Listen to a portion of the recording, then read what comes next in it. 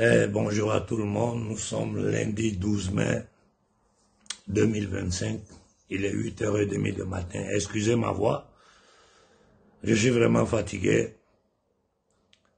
et en ce moment le combat est tellement dense, les événements sont tellement rapides que vraiment le temps d'avoir un peu de repos n'est pas facile.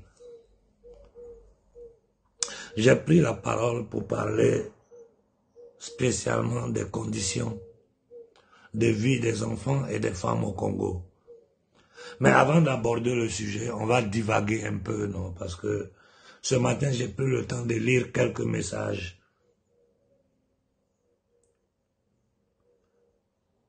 Moi, je crois qu'on est arrivé à un point du combat. J'ouvre la parenthèse pour dire, je suis vraiment satisfait de la mobilisation de la jeunesse africaine. Vous êtes en train de faire un excellent travail. Comme je vous ai dit, c'est une guerre d'information et de communication. Il faut être toujours capable d'anticiper ou de s'adapter au plan machiavélique et diabolique que l'Occident collectif tentera de faire pour maintenir l'Afrique sous sa domination. Comme je disais auparavant, notre travail est presque fini. Aujourd'hui, là, Ibrahim Traoré a fait tout le travail pour nous. Moi, je n'ai plus rien à ajouter.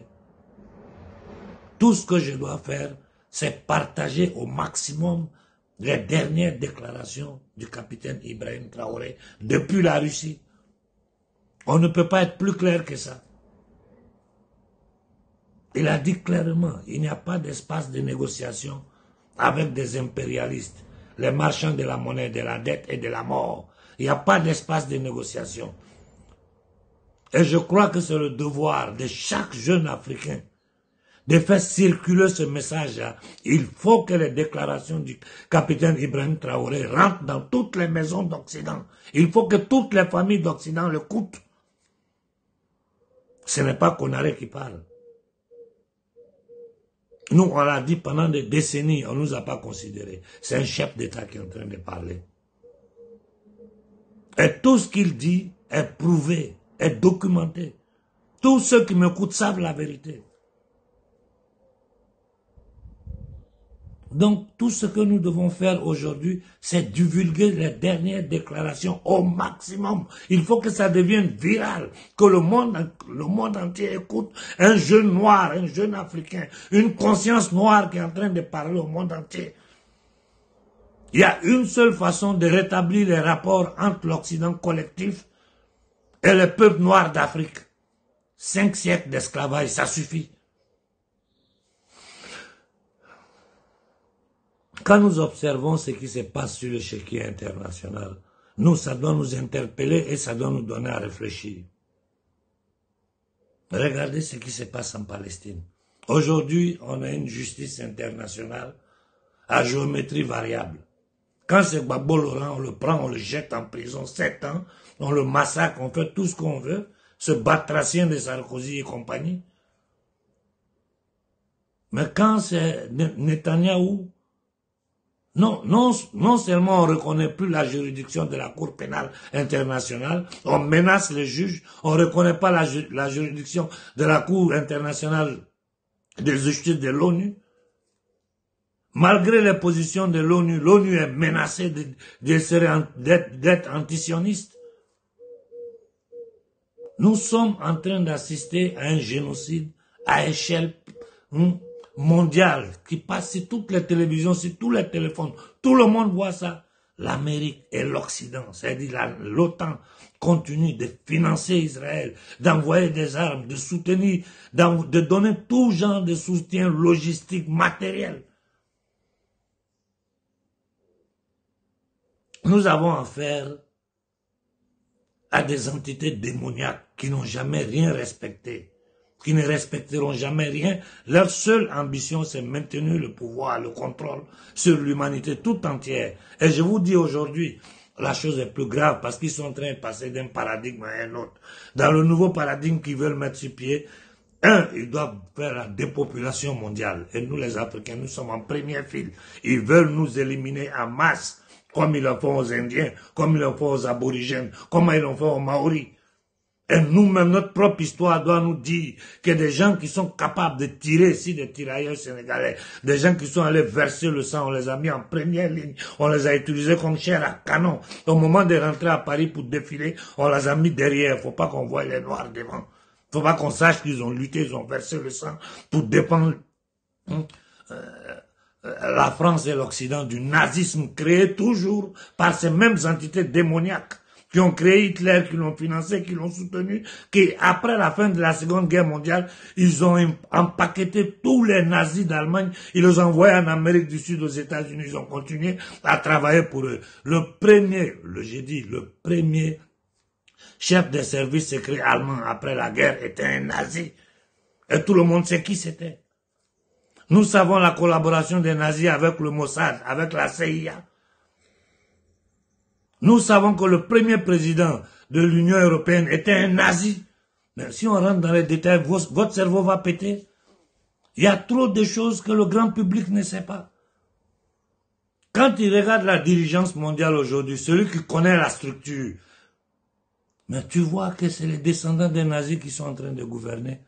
Des gens qui ont été mentalement formatés, des gens qui sont traumatisés, des psychopathes, des narcissistes, comme Macron, Schwab, Bill Gates, des malades mentaux. C'est ceux-là qui sont les chevaliers du système pour imposer au gouvernement, au peuple, le vouloir de ces démons qui gouvernent ce monde. Vraiment, mes compliments au jeune capitaine Ibrahim Traoré. Et nous devons le protéger. Je crois que le message qui a été lancé à travers la dernière manifestation est arrivé à la CIA et à tous ces démons qui sont assis à la Maison Blanche.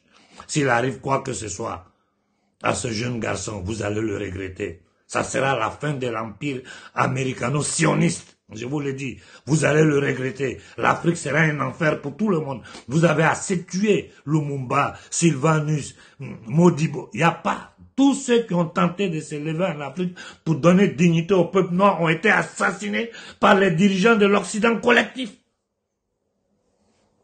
Et aujourd'hui, nous sommes devant une scène raccapricciante. C'est pas possible. Ces gens qui ont financé les terroristes, tout le monde sait que la CIA, l'USN, ces institutions américaines, ces groupes secrets sont derrière le terrorisme dans le monde. Ils ont fait l'opération 11 septembre pour lancer le terrorisme islamiste en complicité avec les élites musulmanes. Qui finance le terrorisme dans le monde? C'est l'Arabie Saoudite, le Qatar, qui ne sont que des États satellites de ces démons qui gouvernent ce monde. Et ceux-là, ils se disent musulmans pendant qu'ils sont les meilleurs amis des adeptes du diable. Il faut lire le monde dans sa réalité. Quand vous voyez que c'est possible dans un monde à voir tout ce que nous sommes en train de voir à la télévision, en direct, bombarder des enfants, empêcher que l'aide alimentaire arrive, ils n'ont pas droit à l'eau potable en Palestine, et ils disent qu'ils veulent les déporter, ils vont faire des salles territoires. Nous savons quelle est la scatologie qui est derrière tout ça. On ne va pas rentrer dans ce côté ésotérico-politique, non, c'est pas ça aujourd'hui. Même si nous savons la scatologie qui est derrière ça, la création des grands d'Israël, par des gens qui ne sont même pas sémites, qui sont des Ashkénazes, convertis à l'hébraïsme autour du 8e et 10e siècle, qui ont pris le contrôle du monde à travers l'usure qui a été codifiée dans le Talmud babylonien. Les pourcentages d'usure pendant que l'Église catholique interdisait ça.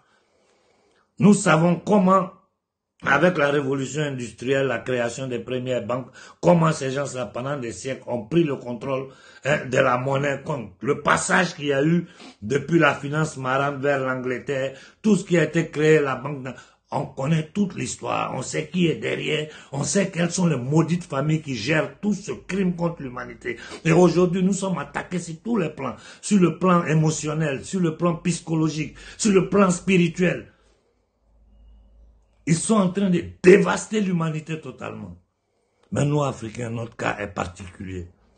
Nous sommes sur le bon chemin parce que je vois comment la jeunesse est en train de bouger. Continuez à bombarder la toile, ne vous arrêtez pas. Ne vous arrêtez pas. Faites circuler le dernier discours d'Ibrahim Traoré partout dans le monde, dans toutes les langues. C'est tout ce que nous vous demandons. Bon, je sais que vers le 25 mai, il y a une manifestation qui se prépare. J'ai même partagé les affiches. Bon, je vais rejeter un coup d'œil dessus, discuter avec les jeunes frères qui m'ont contacté. Et puis nous allons leur donner tout notre soutien. Dans les différents pays d'Afrique où il y a la manifestation, tout le monde doit se lever. Et tous ceux qui veulent y participer, je crois que vous devez rentrer en contact avec les organisateurs et essayer de faire... Mais vous avez vu comme ça a été beau, le mouvement des Noirs du monde ce jour-là. Partout dans le monde, les Noirs se sont levés pour dire ça suffit. Ne touchez pas à ce garçon. Et c'est très clair, ça est devant nous. Des gens qui n'ont jamais respecté un accord, un traité. C'est pas avec nous qu'ils vont venir respecter ça. Ils n'ont jamais rien respecté. Avec les Russes, on se trouve dans cette situation. Pourquoi? Parce que Minsk 1, Minsk 2, toute tentative de paix a été sabotée. Et tout le monde sait aujourd'hui, c'est clair, que ce qui se passe aujourd'hui entre l'Ukraine et la Russie a été préparé des décennies avant. Ils ne se sont même pas cachés. Nous avons toutes les preuves. Tout le monde sait aujourd'hui, vu qu'il y a eu des documents officiels qui sont sortis d'Israël, qui démontrent que l'opération du 7 octobre a été planifiée. Mais c'est fou quand il lit ces documents-là. Bon, je ne vais pas rentrer dans trop de détails sous la table, sinon nous allons allonger le discours. Nous devons simplement comprendre que il n'y a pas, c'est pas moi qui dis, c'est Ibrahim Traoré. Il n'y a pas d'espace de négociation avec les impérialistes. Nous devons les chasser de chez nous. Et nous devons, si nous pouvons même nous aider les Français à se débarrasser de cette élite rothschildienne satanique. Nous sommes tous dans le même panier, dans des conditions différentes. Mais nous sommes tous dans le même panier. Nous sommes tous séquestrés par les ennemis de l'humanité. Je vais m'arrêter là pour ce matin. Est-ce que j'ai cette divagation? Je veux simplement que toute l'Afrique comprenne qu'il n'y a pas d'espace de négociation avec eux. Il n'y a pas. Comment? Ceux qui ont rendu le Congo comme ça, c'est ceux-là qui vont venir négocier pour le Congo? Tout ce qui se passe au Congo qui est derrière ça, c'est la CIA, le Mossad, le MI6, la DGSE française et compagnie. Ce qui fait plus mal, c'est des Noirs qui participent à ça. Tu vois des Minab, Kabila, Tshisekedi. Moi, je regardais celui du Gabon, là. Je le regarde quand j'ai dit, mec, ça dit, un petit pays comme le Gabon, sauvagement riche, une petite population. Lui, il préfère les blaguer, les faire danser sur le podium, pendant que les Occidentaux ramassent la richesse des Gabonais. Il prend les Gabonais pour des imbéciles. Je le regarde, j'ai honte d'être noir quand je regarde Olivier comme j'ai honte, moi j'ai honte. C'est comme aujourd'hui les Français ont honte de Macron là. Mais ils ont vraiment honte de Macron, les Français conscients. Moi c'est comme ça, j'ai honte de ces gens-là. Regardez celui de la Guinée, vous appelez ça président? Un drogué, délinquant, trafiquant, accompagné par un agent des services secrets militaires français, qu'il a pris comme épouse. Il est en train de détruire le pays, livrer le pays. Tu vois le vieux du Congo, Sassou Nguesso, écoutez son discours en Russie, c'est des minables, ces gens-là, c'est des minables. Bon, ce vieux franc-maçon atteint de démence sénile, le parrain de Tshisekedi, quel discours il allait lancer là-bas en Russie? C'est des minables, ces gens-là. Souvent, tu te dis, mais à quoi ils jouent? Vous êtes des hommes morts. L'histoire vous retiendra comme des criminels, des assassins, des ennemis de votre propre peuple. C'est ce que l'histoire retiendra de vous. Vous et vos familles, votre sang sera maudit pour l'éternité. Tu vois le jeune capitaine en train de se débattre, les autres sont à côté. Je ne parle pas des démons comme les Ouattara ou les petits minables comme Yadema et compagnie, des batraciens, familles maudites. Et dans ça, aujourd'hui, il y a les fake leaders du panafricanisme qui se baladent à droite, à gauche, s'aimer la confusion, chercher à soigner leur image. Parce qu'ils sont dans ça, ils vivent de ça, c'est leur travail. Et ils se font beaucoup d'argent sur votre dos, pendant que vous êtes là avec vos petits gigants en train de souffrir, pour faire votre petite part du combat. Comme j'ai dit, c'est un travail de fourmi. Ces vauriens là se baladent avec... ils organisent des choses, ils vont faire des conférences, il y a 4 personnes dedans. Et quand ils parlent, si tu les mets derrière le mur, tu vas dire que c'est un blanc qui est en train de parler. Ils sont formatés mentalement et beaucoup sont sous le contrôle des loges maçonniques, beaucoup sont francs-maçons. Des familles, pas maintenant. Nous, on sait tout. Ce qui est en train de se passer au Mali, on regarde. Moi, je ne dis plus un mot. Ce que je devais dire aux Maliens, je l'ai dit. Mais je connais les Maliens. Moi, je connais les Maliens. Assini joue avec le feu. Assini, tu joues avec le feu. Je n'ajoute rien d'autre dessus. Et j'ai dit, même au gouvernement du Niger, nous vous regardons. Nous, là, on vous regarde. Ce que vous allez faire, là, l'Afrique va regarder. Ce que l'Afrique veut, tout le monde sait. Ce que vous allez faire, on va voir. Ça aurait pu être tellement beau, la création de l'AES. Comme Ibrahim l'a dit, tout est en construction. Depuis combien de temps? Qu'est-ce qui bloque?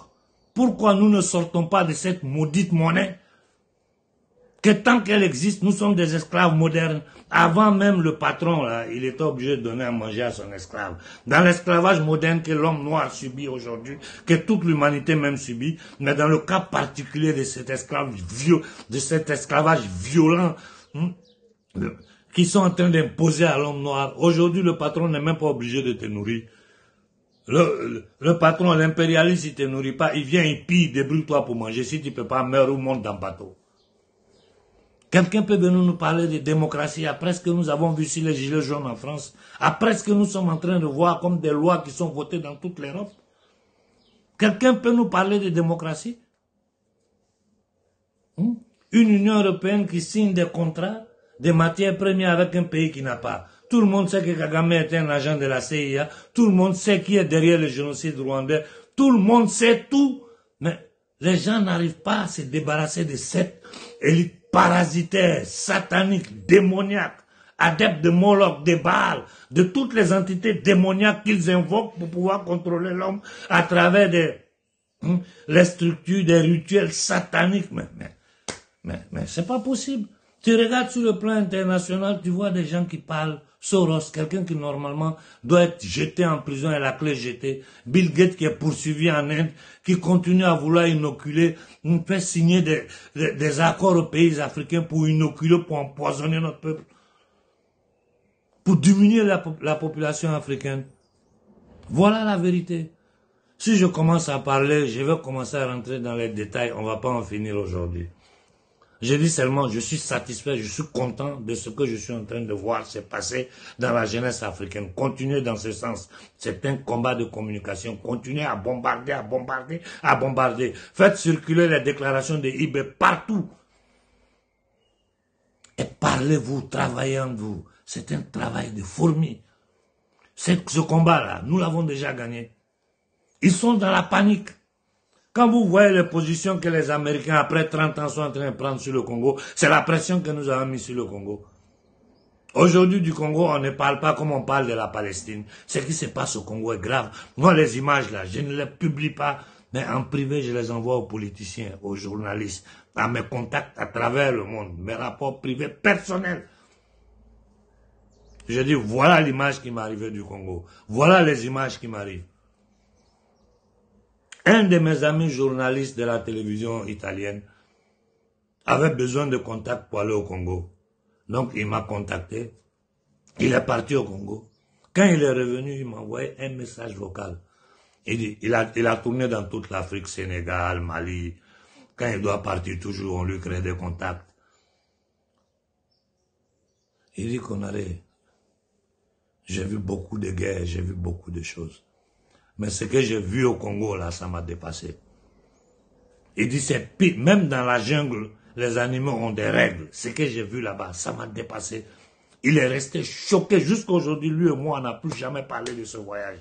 Et je vous dis, les images que le frère Pascal m'envoie, qui m'arrivent de mes relations au Congo, mais moi, je ne peux pas les poster.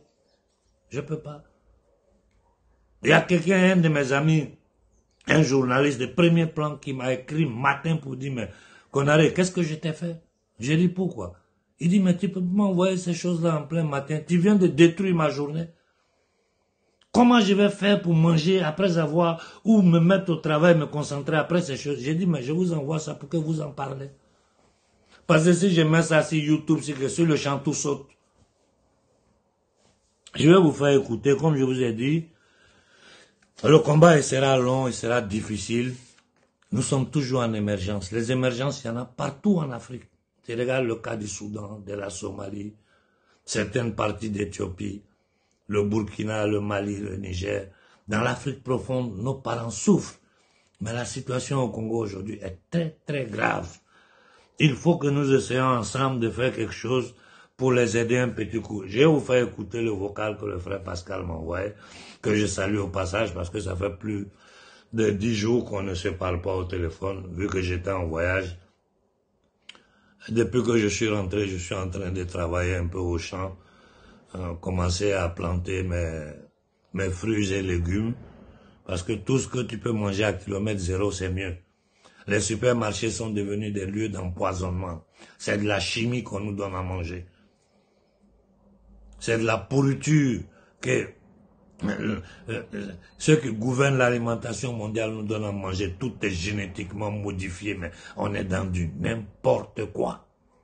Écoutons le frère Pascal. Je reviens une fois de plus par votre intermédiaire pour adresser un message de Wazalendo à la société civile africaine et occidentale concernant le prétendu accord de principe qui vient d'être signé à Washington par 3 représentants de 3 pays. Le Rwanda comme pays agresseur, la RDC comme pays opprimé et les États-Unis d'Amérique comme les pays négociateurs. C'est pourquoi j'ai jugé opportun de revenir aujourd'hui en substance sur cette eschatologie criminelle que nous imposent les prédateurs qui alimentent les conflits pour mieux nous contrôler. En bref, voici une rise paragraphée qui se retrouve sur les chemins de cet accord. Chers frères et sœurs africains et le reste du monde, si je peux me permettre de me répéter concernant cet accord de principe signé à Washington. Au départ, nous pensions qu'il s'agissait simplement d'un accord de paix. Cet accord parle de la fin du conflit, du retrait des troupes rwandaises, du respect des frontières et du rétablissement de notre souveraineté. J'ai lu les textes. Je constate qu'il parle de souveraineté, d'intégrité territoriale, de sécurité, de retour des personnes déplacées et de soutien à la MONUSCO. J'en prends note, mais en tournant les pages, quelque chose me frappe. J'ai découvert qu'on insiste dans un cadre d'intégration économique régionale. Je découvre l'implication du Rwanda, pays dépourvu de gisements miniers, donc des ressources naturelles. Mais on lui accorde les privilèges dans la gestion des ressources naturelles du Congo. Ça me fait tiquer. On nous dit que nous pouvons faire d'une pierre 2 coups. Et alors, d'une pierre 2 coups. Assurer la paix et jeter les bases du développement économique. Je comprends l'argument. Je comprends que la paix et développement sont liés. J'ai également découvert que nous allons institutionnaliser les chaînes d'approvisionnement régionales en minéraux stratégiques. Au lieu de consolider d'abord notre pleine autorité sur notre territoire. Je suis désolé. Face à cette eschatologie de domination par ruse des acteurs concernés, chère société civile africaine et occidentale, nul n'ignore que l'arbre à problème de ce conflit reste le régime actuel du Rwanda et de l'Ouganda et ses partenaires endogènes et exogènes qui alimentent le conflit dans toute la région et particulièrement à l'est de la RDC. Mon inquiétude est la suivante. Pourquoi cet accord ne veut absolument pas savoir qui sont les responsables des 18 millions de morts en 3 décennies sur le territoire congolais. Et notre génocide est en cours, je dis bien. Silence de plumes, de papiers et de micros face à cette tragédie décriée hier et aujourd'hui. Dans cette perspective criminelle, il y a certains dirigeants congolais, des dirigeants rwandais, des dirigeants ougandais, des dirigeants aussi, je ne sais pas, de la région et leurs alliés exogènes. La Cour pénale internationale ignorait-elle ces acteurs qui alimentent ces conflits dans la région des Grands Lacs ou des pays des Grands Lacs, dirais-je?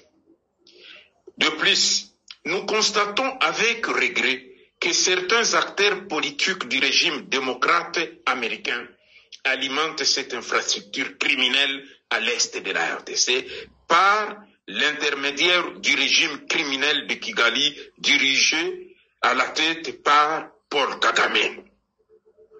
Et maintenant, je ne peux pas quitter l'allocution de ce matin sans évoquer la situation précaire des femmes et des enfants de Wazalendo. La force d'autodéfense populaire à l'est de la RDC qui défendent leur terre contre la menace féroce et criminelle de l'occupant sur notre sol. Les Wazalendo sont les peuples autochtones de l'est de la RDC qui défendent ces terres et toute la souveraineté de la République démocratique du Congo contre la menace criminelle et d'occupation extérieure, en particulier le régime actuel du Rwanda dirigé par Paul Kagame. Aujourd'hui, je profite de cet espace que nous offre Konaré pour exprimer la précarité inhumaine, alimentaire, sociale, sanitaire et éducative dans laquelle vivent les femmes et les enfants de Wazalendo, fuyant des forces criminelles rwandaises et ougandaises sur notre territoire. Je lance donc un appel à l'aide auprès de la société civile africaine et occidentale pour venir en aide aux femmes et aux enfants de Wazalendo, victimes innocentes de la folie humaine endogène et exogène, qui perturbe tout progrès de toutes les couches de la vie nationale à l'est de la RDC. Je profite également de mettre sur cette toile une petite vidéo illustrée de quelques photos qui vous permettra d'avoir une idée générale de la tragédie que traverse notre peuple et particulièrement les femmes et les enfants de Wazalendo face à la barbarie criminelle de l'armée rwandaise et de ses alliés endogènes et exogènes. Je vous dicte donc un numéro de compte où l'aide peut transiter pour venir en aide aux femmes et aux enfants de Wazalendo qui défendent leur terre. Société civile africaine et société civile occidentale, n'abandonnez pas le Congo en détruisant le Congo. C'est toute l'Afrique qui est détruite et le reste du monde. Suivront. L'origine, l'Occident n'est donc pas épargné par la dépravation de ces entités démoniaques qui veulent rendre le monde impossible et inhumain. Chers frères et sœurs, l'avenir appartient à l'humanité libre. Merci d'avance. Bon, voilà, je vais plus tard essayer de choisir parmi les images qui sont moins fortes et les publier sur mes différentes chaînes pour vous faire comprendre un peu quelle est la condition des femmes et des enfants dans l'Est du Congo. Bon, on avait décidé avant mon voyage que l'argent devait transiter par un certain compte et ensuite serait remis à Pascal pour pouvoir bouger sur le territoire et envoyer du riz, de l'huile, tout ce qui sert à ces enfants-là. Mais vous savez, il y a longtemps, nous sommes dans ce combat-là. Moi, j'ai pris tellement de faux coups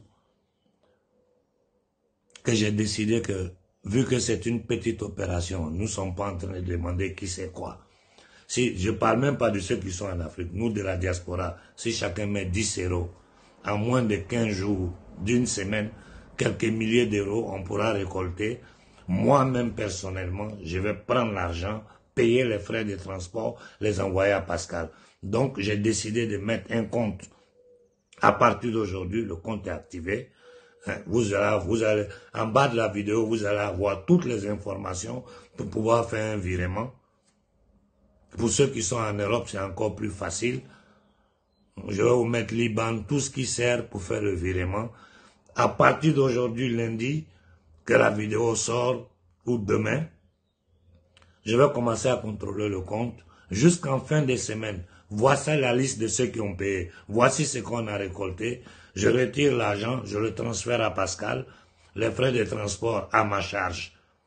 Après quoi, Pascal me reviendra à moi pour me dire, voilà ce qu'on a fait pour les enfants, voilà ce qu'on a acheté, voici les factures, voici ceci, voici les preuves. Et je reviendrai vers vous avec toutes les preuves. On est obligé de travailler comme ça. Moi-même, personnellement, les gens m'ont escroqué jusqu'à je ne sais plus. Aujourd'hui, même ceux qui en ont vraiment besoin, pour les aider, on hésite. Souvent, les gens te mentent. Tu sais qu'ils mentent, mais tu leur envoies de l'argent. Parce que tu comprends les conditions. Mais ce que les enfants vivent au Congo, c'est autre chose. C'est autre chose. C'est-à-dire, tu t'assois à table, tu ne peux pas manger. Donc, je vous en prie, essayons tous ensemble. En bas de la vidéo, nous allons mettre toutes les indications pour pouvoir faire les transferts. Cette fin de semaine, je reviendrai en ligne pour vous faire le compte rendu avec les cartes de la banque. Tout est clair, tout est documenté. Voilà ce que nous avons reçu. C'est 2000 €. Bien. Pascal, demain matin, je t'envoie les 2000 €. Ce que tu fais, tu me fais compte rendu. Moi, je fais compte rendu aux peuples africains, à la diaspora africaine. Nous avons d'autres projets en tête, dont pour le moment, je ne peux pas en parler publiquement, mais nous sommes en train de réfléchir comment faire pour aider le gouvernement burkinabé. Parce que si toute l'Afrique met la main dans la poche, si toute la diaspora se lève, ces milliards nous allons donner au capitaine Ibrahim Traoré. Nous sommes en train de réfléchir, tout est embryonnaire, mais nous travaillons dans ce sens-là. Sans oublier les conditions des enfants au Soudan. Bon, on n'a pas de contact clair au Soudan, donc on ne peut pas agir au niveau du Soudan. Il y a beaucoup de situations en Afrique. Quand tu n'as pas de gens de confiance, tu n'as pas de contact clair, tu ne peux pas t'engager. Mais au Congo, nous avons le contact, le frère Pascal, qui est un homme de confiance. Et je ne veux pas que l'argent passe à travers des structures jusqu'à arriver à lui. Non, ça passe par moi. Voilà ce qu'on a eu. Pascal, tiens ça. Tu finis le boulot, tu me fais le compte rendu, moi je fais le compte rendu à l'Afrique. Point, il n'y a pas à discuter dedans. Dans toutes les opérations que nous allons mener, c'est comme ça qu'on va procéder. C'est-à-dire ouvrir un compte où tout le monde peut jeter un coup d'œil dessus, voir qui a mis, qui n'a pas mis. Après quoi, qu'est-ce qui a été fait avec l'argent? Je vais m'arrêter là pour ce matin. Je dis au frère Pascal Ouazalendo du courage. Nous, derrière le rideau, nous poussons les pions. Cette fin de semaine, je suis invité à une méga manifestation, mais je ne crois pas que j'irai pour une question de sécurité, parce qu'il y a beaucoup de choses qu'on ne dit pas sur la toile, et je ne suis même pas autorisé à en parler, mais ce que notre frère Benzin, mon jeune frère Benzin, est en train de vivre en ce moment, vous ne pouvez même pas vous imaginer. Mais moi, je dis une seule chose aux pouvoirs occidentaux, surtout au gouvernement français. Benzin, regardez-le et laissez-le tranquille. Parce que s'il lui arrive quoi que ce soit, ça va vous surprendre. Ce que le gosse est en train de subir en ce moment, vous n'avez pas la moindre idée. C'est les choses dont on ne vient pas en ligne pour en parler. Mais je vais en parler dans le futur. Parce que plus on en parle, plus ils sont coincés. Plus on se tait comme Benzin en train de faire et subir tous ces trucs-là, ça ne nous arrange pas. À chaque fois qu'un de nous sera attaqué, il faut que tout le monde se lève pour le défendre. Parce que c'est-à-dire, ça me dépasse, quoi. Tu te rends compte que ces gens n'ont plus de retenue. Moi, ils m'ont même empêché d'ouvrir un compte bancaire pour créer une organisation pour aller aider les Africains. Ils m'ont refusé ça. Ils ferment les comptes des gens ici sans explication. Voilà le pouvoir auquel on a affaire. Et nous sommes dans une situation... Aujourd'hui, sur le chéquier international, on ne peut pas dire on est neutre. Tu dois choisir ton camp. Et nous, Africains, on va choisir quel camp? Avec les négriers séculaires ou la possibilité que nous avons de sortir l'Afrique de cet étau infernal, de cet esclavage moderne. C'est à nous de choisir. Il n'y a pas beaucoup à dire. On veut rester dans le système qui nous tient sous perfusion, dans la faim, dans l'humiliation, dans la misère, dans la guerre qui nous déverse, terroristes qui ont tué tous nos dirigeants, ou bien on veut rentrer dans un nouveau système qui va nous permettre de pouvoir vivre en dignité, en paix, en harmonie avec tous les peuples du monde. C'est à nous de choisir. Je vous laisse ce matin en vous disant, soyons généreux. Vous aurez toutes les références du compte en bas de la vidéo. Soyons généreux. Essayons d'ici 10-15 jours d'envoyer un peu d'argent pour soulager nos enfants du Congo. Et cependant, il y a beaucoup de petits projets avec desquels je discute en privé avec des gens où on n'a pas besoin beaucoup d'argent. Certaines choses, je peux le faire moi-même directement de ma poche. C'est-à-dire de certains quartiers où c'est vraiment, même l'eau potable, il n'y a pas. Envoyer l'eau potable dans certains villages, dans certains quartiers, c'est des petits projets que nous pouvons faire depuis la diaspora et aider nos frères. Le problème, c'est un problème de confiance. On ne se rend pas compte de l'importance de l'eau potable tant qu'on ne l'a pas. On ne se rend pas compte de l'importance d'un bol de riz tant qu'on n'a pas faim. Et nous qui nous sommes sacrifiés, laissons le continent. Nous qui nous sommes sacrifiés, laissons notre terre pour venir avoir des miettes ici, là. Essayons d'aider ceux qui sont restés là-bas. Pendant que nous menons ce combat qui sera très long, nous allons verser beaucoup de sang. Mais nous allons vaincre ce combat-là. Je finis en disant merci au capitaine Ibrahim Traoré. Merci du fond du cœur. Merci. Bonne journée à tout le monde.